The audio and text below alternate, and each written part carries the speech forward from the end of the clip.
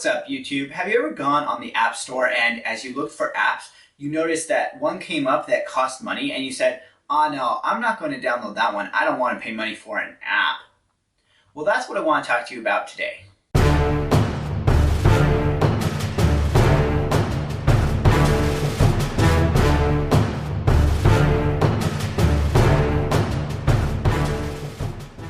So here's the deal. You know that I talk a lot about professional creative apps on this channel.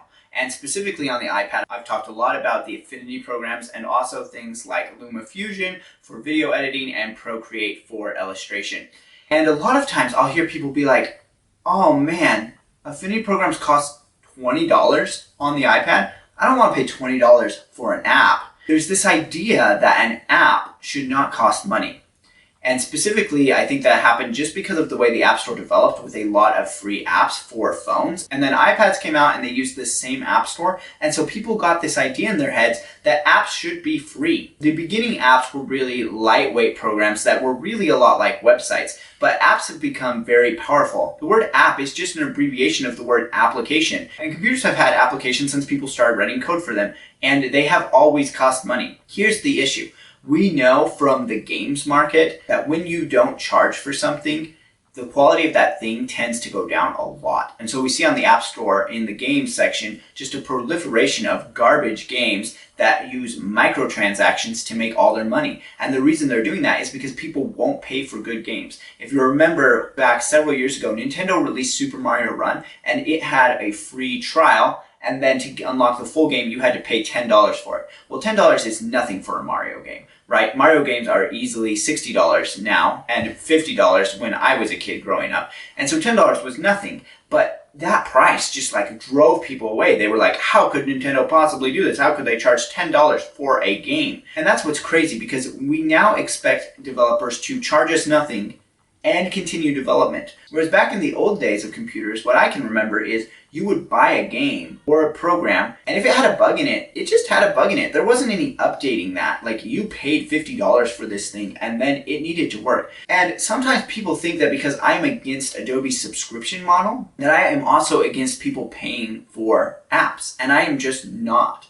I am for people paying for good app development. I am happy to pay for apps. All of the creative apps that I use on the iPad are paid for apps that I am happy to pay for because they are high quality apps. If we want high quality development, we have to be willing to pay for it. And the truth is, because of that perception of apps not having as much value as computer programs, that has driven the price of apps way down, and we're paying like dirt cheap prices for really high quality apps. The Affinity apps are almost exactly the same as their desktop counterparts, but we only pay $20 for them as opposed to $50 for them. And that's mind blowing. Procreate costs only $10. $10, you get it forever. They've continued development. They've continued to give updates for that $10 price. And that just blows my mind because that app is so powerful. And then LumaFusion, they increased their price a while back. I think it's like maybe $30 now. $30 is nothing for a video editor. That's crazy. Now, it's really nice that DaVinci on the desktop has a free version that's really powerful. Of course, they do have the paid version for $300. It's nice that they give that away for free, but we shouldn't expect these things to be free because people work hard on them. They work hard and they deserve to be paid for the work that they do. And when there's a major update, we should expect to pay for that again if we want it. That's a reasonable thing. If Affinity goes to 2.0 and they say, okay, like you have version 1, 1.9, whatever, you can keep that forever. You can keep using it. We're not going to stop it. But if you want the features in 2.0, which are really advanced and great features, you'll need to pay for it. That's something we should expect to have happen. And there's nothing wrong with that. And that's the model that software followed for years until kind of the new era. It's really only been in the last 10 years that we've seen this idea that software should be free for everyone, that developers shouldn't get paid, and that we should just have to pay for microtransactions within it. And we don't want that to happen in creative apps. We don't want everything to be an in-app purchase. We don't want to be like, okay, like you can have these tools, but if you want to unlock like a new shape, then you're going to have to pay this much for it. Assembly did that for a while where they had like these different shape packs and all these microtransactions, and it wasn't a great model. It's much better when you can just pay, unlock the application, and be able to do your work.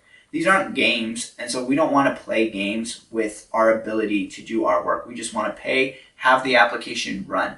And so you as a creative professional should be willing to pay for apps both on your computer and on your iPad, especially if your iPad is your main creative tool. My iPad is one of my main creative tools. I also use a desktop iMac, but I use the iPad all the time, especially during times that aren't coronavirus when I travel a lot more. The iPad is one of my major creative tools for both design and video editing. And so I need to be willing to pay for good performance on that. This is a little bit of a rant today, but I just want you guys to understand that developers need to be paid, and that's the only way we're going to get better apps. If we're not willing to pay for better apps, then we won't get better apps, and the experience on the iPad will never improve. So go ahead, drop in comments, let me know, what are you willing to pay for a professional creative app on the iPad, or are you not willing to pay anything? Do you disagree with my point on this? Do you think that all software should be free and developers should just work for nothing?